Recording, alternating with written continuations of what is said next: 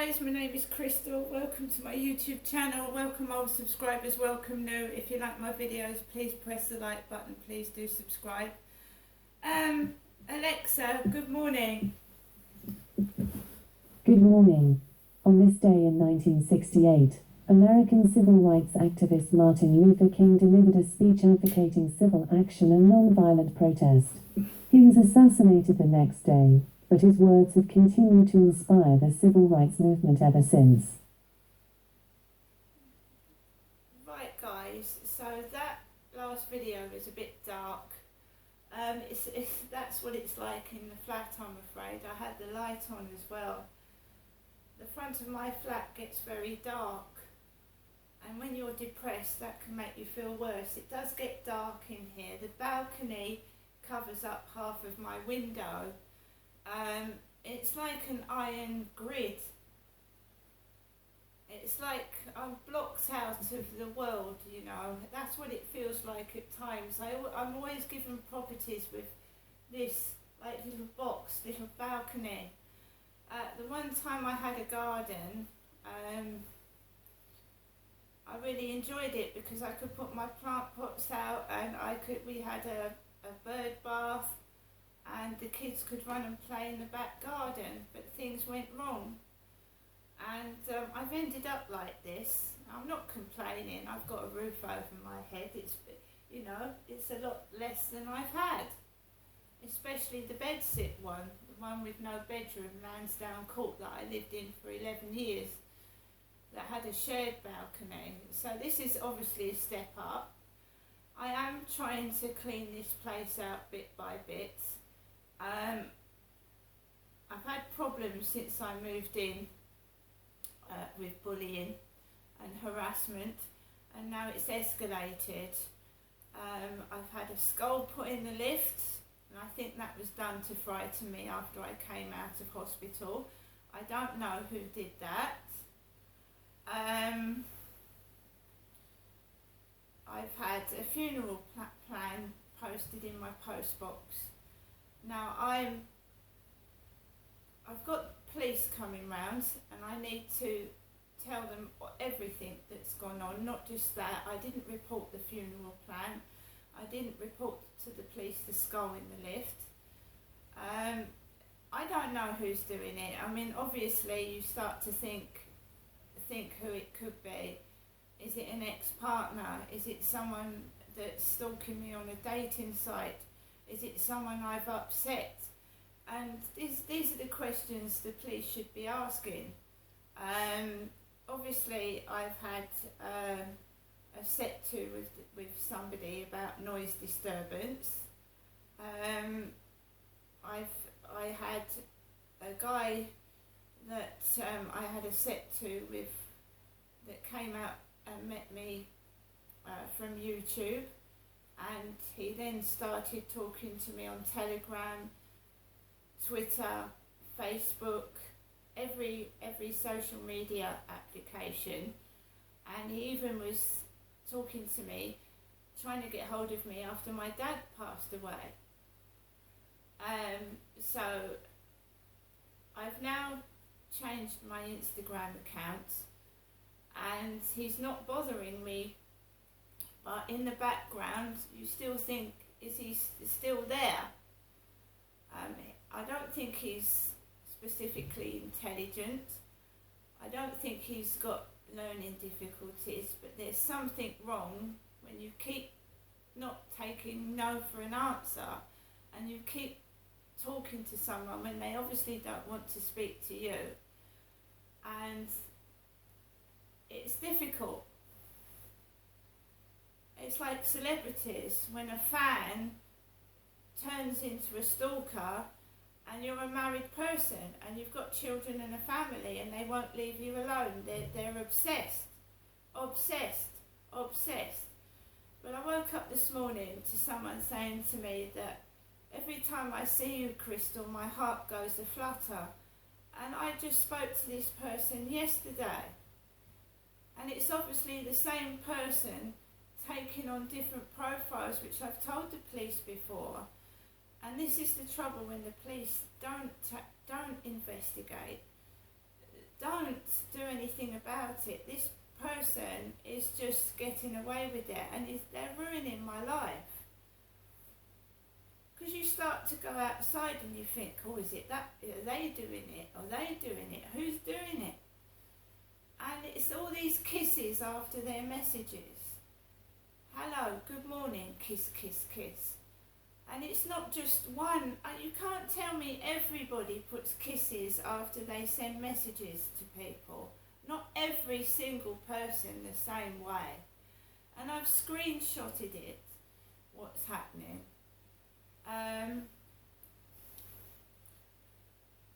That not only scared me with all those takeaways, but when they mock you. The stalker mocking me. It's the man upstairs, Crystal. He says you're hungry. You're hungry. I said, but he has not paid for the takeaway. If he was worried I was hungry, he would have paid for the takeaway and I would be able to eat it. Oh, but he's worried. I said, I'm not going upstairs and knocking on the guy's door because I don't know him. And the Chinese guy took the takeaway away and nobody paid for it. No one came back and paid for it. It's all in their head. And they live above Costa Coffee. I don't think so. Do you know, I walked past Costa Coffee yesterday and there was a guy dressed in like leather gear, cyclist gear, and he left his bicycle outside Costa. And I can't ride a bicycle. I've never learnt to ride a bicycle. I can't ride one. I had one as a little girl, but I can't ride a bike. So they come out of the shop and they look at you as if you're going to steal their bicycle. They leave their bicycle, go and have a coffee, and they don't lock it. And then he comes out, looks at me, checks it, goes back into Costa Coffee. I can't ride a bicycle. Same last night when I went out last night. Somebody leaving the bicycles out without being padlocked. It's the devil's playground. They think that I'm going to do bad stuff. If they deprive me of company, if they deprive me of money, if they deprive me of food, am I going to turn to stealing? Am I going to prostitute myself? Am I going to do something bad? And the answer is no. No, I'm not. It's like you're a guinea pig, a game, a toy to play with. And as I said to the police, it's making me feel ill, it's stressing me out. I have to shut myself indoors and keep away from it. And it happens when I go into every shop, when I go to the seaside. It's not pleasant. It's not an enjoyable experience when someone is constantly taking the piss out of you and being horrible. It's not pleasant, is it?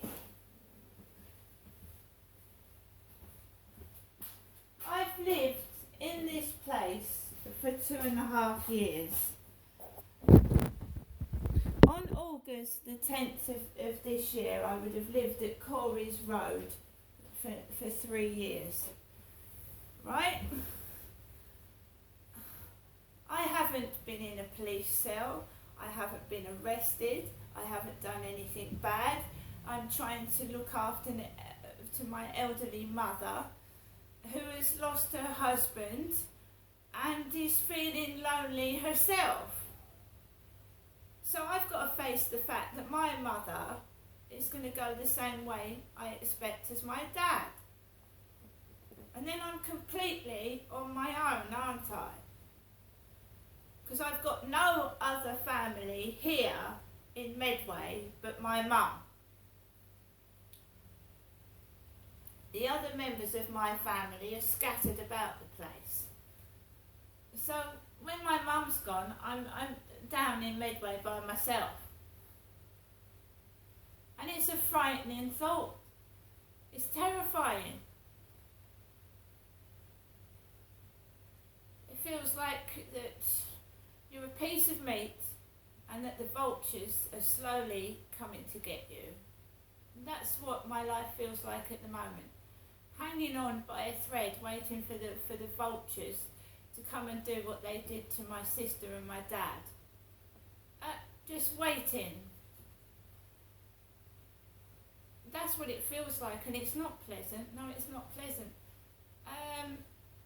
I'll wake up in a happy mood and thank goodness I'm not getting harassed at the moment.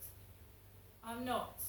But I've not gone to my pain clinic because we have an obsessive stalker that is a sexual pervert and a nutcase.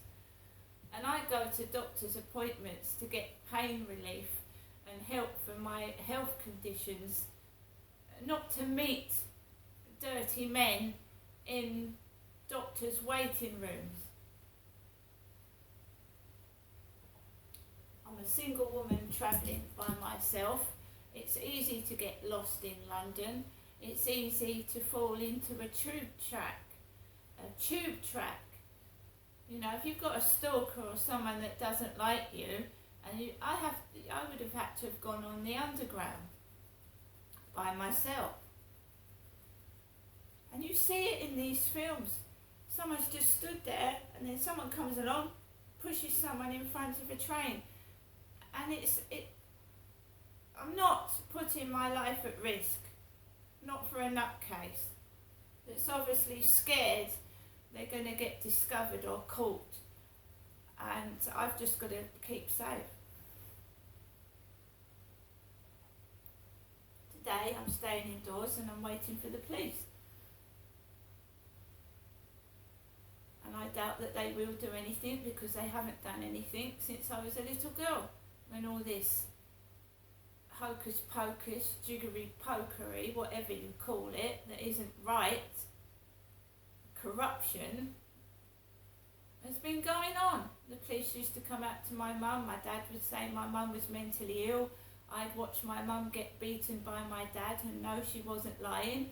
The police would leave. The police came out to Victoria Road when my dad was frightening me and my mother, and the police came out and said to my mum, give me £200 and we'll take you to a place of safety. Police asking an elderly mother for money. £200. So we know the police aren't the real police, are they? And somebody, you know, going on about sex first thing in the morning. And we'll see what the police look like. I had a couple of police officers come out to my address. One was 6'7" tall.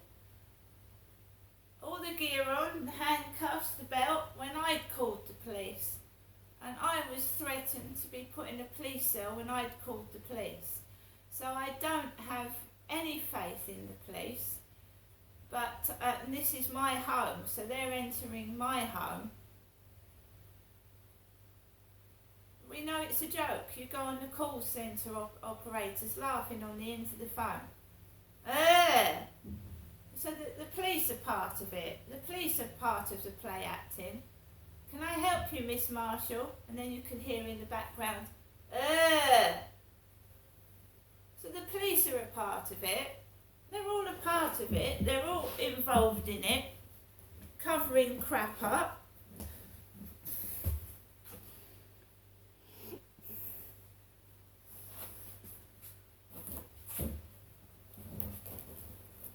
People don't believe me, and I don't expect them to believe me, and I'm just going to say things as they go on. But when you actually tape people breaking the law, and they don't give a fuck, then you know there's something wrong. And when you give that evidence to the police, and they just say, well, that's no good, and they won't do anything, well, you know the whole world is corrupt, don't you? You just know it is.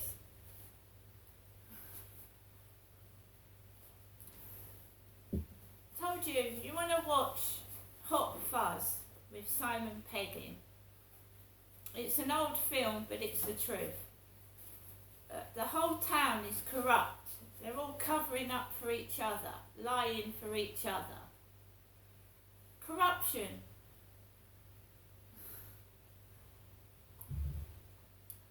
two ladies that came to my doorstep with the takeaway driver said to me, why don't you contact your housing provider? Is Hyde Housing the landlord? Are they the landlord? Because they haven't done anything when I asked for help either, have they? It's just been the same girl, the same foreign girl on the phone. And I'm a woman, so I saw a female nurse, a trainee nurse that did my blood.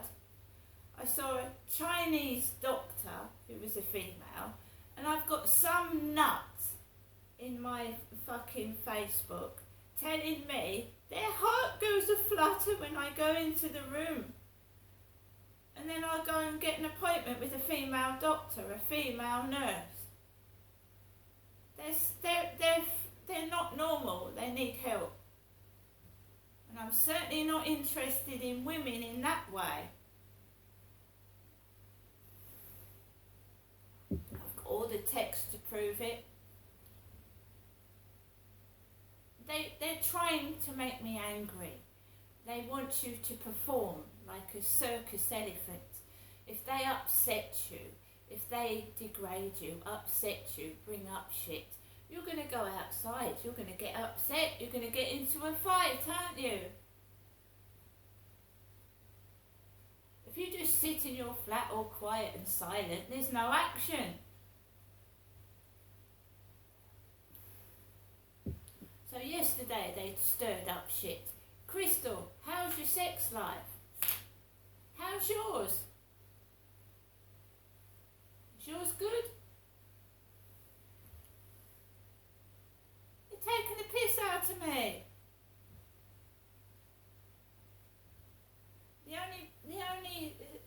Last night I was feeling shit. I was feeling upset. And my little baby, my little chihuahua comes up, jumps up on the sofa. He licks my cheek and he curls up and he goes to sleep by my side. I don't need you, fucking liar. You fucking piece of lying monkey poop. I don't need you.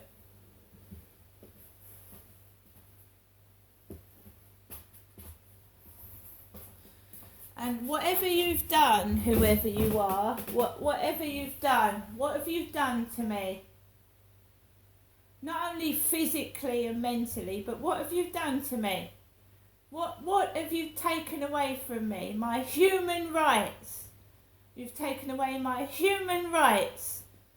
I didn't sign up to be in a fucking reality TV show where everyone watches, listens to everything I say and do.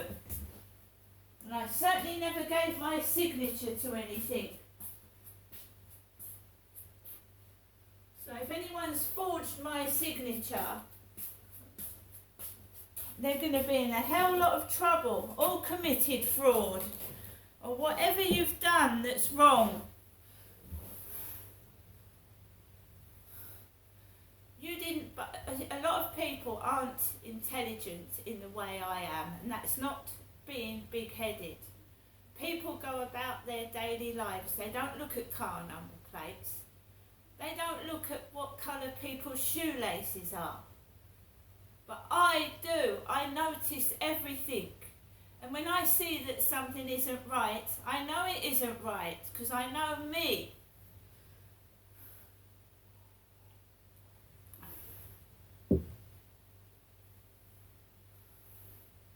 I am being ripped off. Financially ripped off. Right? Pay me what you owe me, and then we'll discuss it. Compensation. See you later.